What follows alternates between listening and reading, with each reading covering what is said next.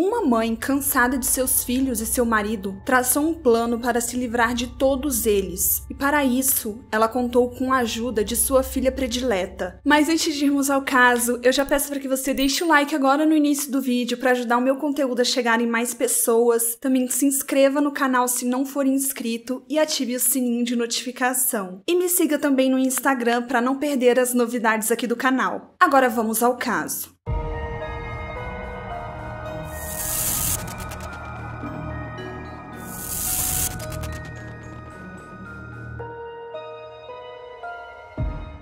Diane e Mark Stultz se conheceram na escola e desde então ficaram juntos. Eles moravam em Springfield, no Missouri. O casal morava em uma casa de 270 metros quadrados e tinham 4 filhos. Os filhos tinham necessidades especiais variadas. Sean, de 26 anos, o único filho homem do casal, tinha sido diagnosticado com autismo, e Brianna, de 9 anos, tinha grandes dificuldades de aprendizagem. Sarah tinha 24 anos e tinha feito faculdade. Ela se formou com notas altas, mas não conseguia arrumar emprego. Muitos dizem que ela não queria trabalhar, mas na verdade poderia ter sido por conta de algum problema psicológico. Então ela acabou ficando com uma dívida de empréstimo estudantil e continuou morando na casa de seus pais. Já Rachel, de 22 anos, era a mais próxima de Diane e parecia ter um futuro promissor, já que era uma das melhores alunas da universidade. Inclusive, a mãe deixava claro que preferia ela dentre todos os filhos. A família era musicalmente talentosa e gostava de música contemporânea com temas religiosos. Diane era organista da igreja e enfermeira treinada, e a principal fonte de renda da família, enquanto Mark era o vocalista e guitarrista de uma banda de blues local. Ele trazia apenas uma renda mínima para casa e às vezes trabalhava como bartender para conseguir dinheiro extra. A família passava por muitas dificuldades financeiras. A casa tinha 3 quartos e apenas um banheiro, e apesar desse caos, a família parecia estar disposta a passar por tudo isso juntos. Em 2012, apesar de todos os problemas, parecia que a vida iria melhorar, porque Mark começou a ter shows regulares e sua banda parecia estar caminhando para o sucesso. No fim de semana do aniversário do Mark, ele estava prestes a subir no palco com a sua banda, mas as pessoas a seu redor perceberam que o comportamento dele não estava condizente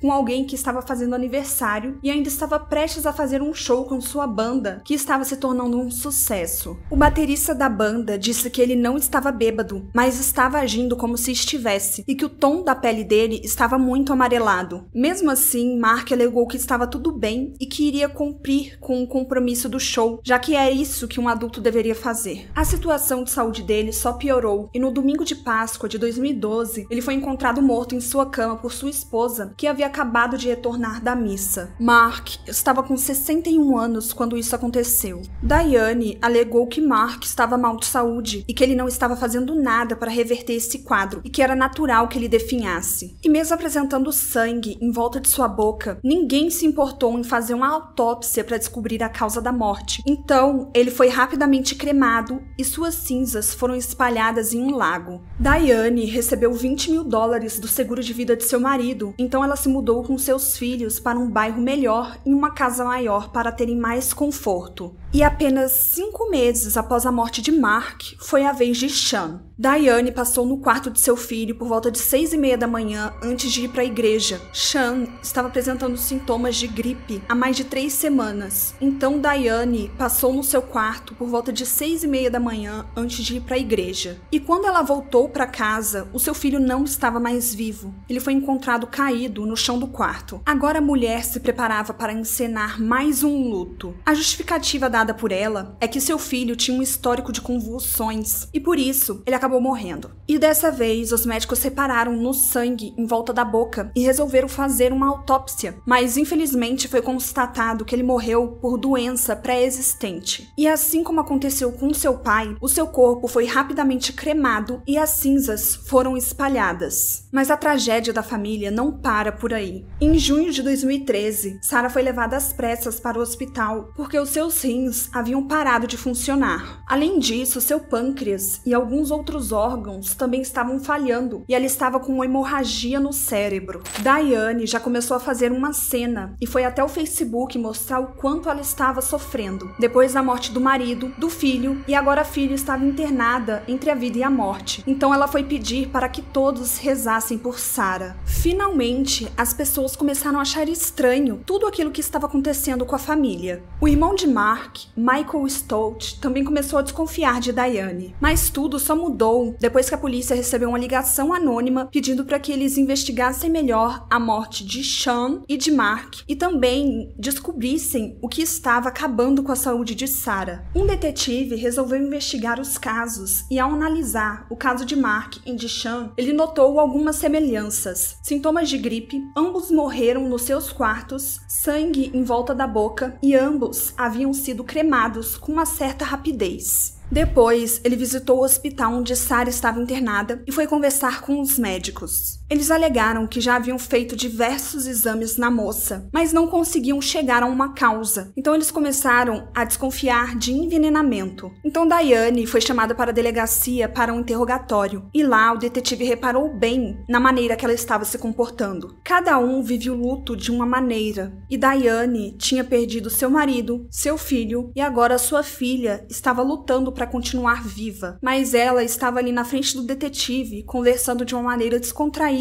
e rindo como se estivesse tudo bem. Durante a conversa, ela deixou escapar que tinha ressentimento por Mark, mas em relação ao seu filho, ela não deixou transparecer nada, e ela deu a entender que ele poderia ter tirado a própria vida. O interrogatório continuou por mais ou menos 2 horas, até que Diane confessou ter dado anticongelante para os seus filhos e seu marido. Ela disse que misturou algumas colheres de chá no refrigerante deles por dias. O anticongelante quase não tinha sabor, e só era possível encontrá-lo no organismo se procurassem especificamente por eles. Então era muito fácil passar batido. Ela alegou que tirou a vida de seu marido porque ele se tornou um homem agressivo com ela e com seus filhos. E Sean foi envenenado porque ele não ajudava nas tarefas e só bagunçava a casa. Para ela, ele não passava de um peso, porque ele estava sempre dentro de casa e ele não conseguia socializar com outras pessoas. A polícia foi até a casa da família para fazer uma busca e lá eles encontraram um diário que pertencia a Rachel, a filha preferida de Diane. No diário tinha várias confissões. Em uma das páginas do diário, quase 1 ano antes de Mark falecer, no dia 13 de junho de 2011, ela escreveu: "É triste saber que meu pai vai morrer nos próximos 2 meses. Sean, o meu irmão, seguirá os seus passos pouco depois. Vai ser difícil me habituar às mudanças, mas vai dar tudo certo." Então ali estava nítido que Rachel estava ajudando e acobertando a sua mãe. A dupla começou a pesquisar no Google qual seria a melhor forma de tirar a vida de Mark: comprimidos, asfixia e até mesmo bruxaria, mas elas optaram pelo anticongelante. E Rachel ainda escreveu um poema que exemplificava bem o que estava acontecendo com a sua família. Era uma vez, eles eram 6, agora são 3. Apenas os quietos restarão: a minha mãe, a pequena irmã e eu.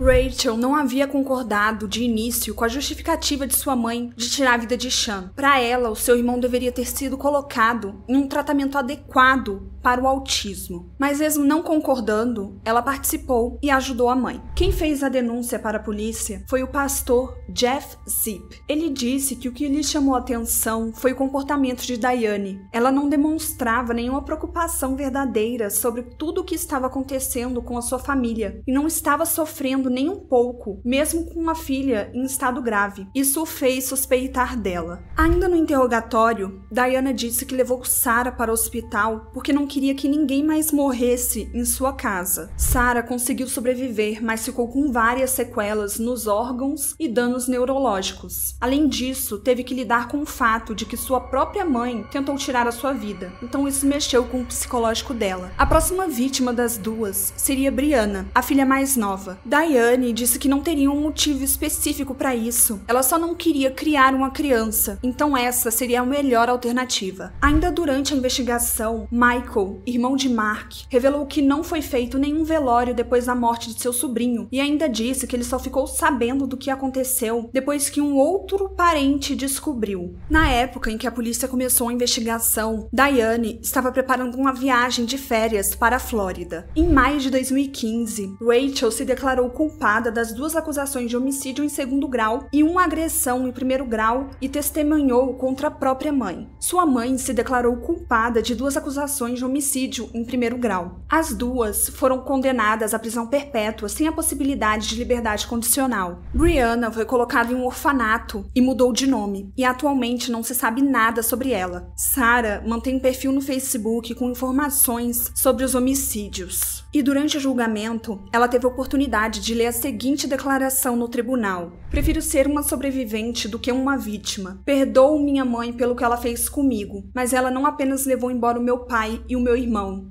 mas também meu estilo de vida, sustento e minha independência. E atualmente, ela precisa de ajuda de terceiros para viver uma vida normal por causa dos danos que o veneno lhe causou." Bom, gente, deixa nos comentários se você já conhecia esse caso dessa mãe que queria se livrar de toda a família, menos da filha de ouro. Eu me despeço por aqui, nos vemos no próximo vídeo. Até mais! Tchau!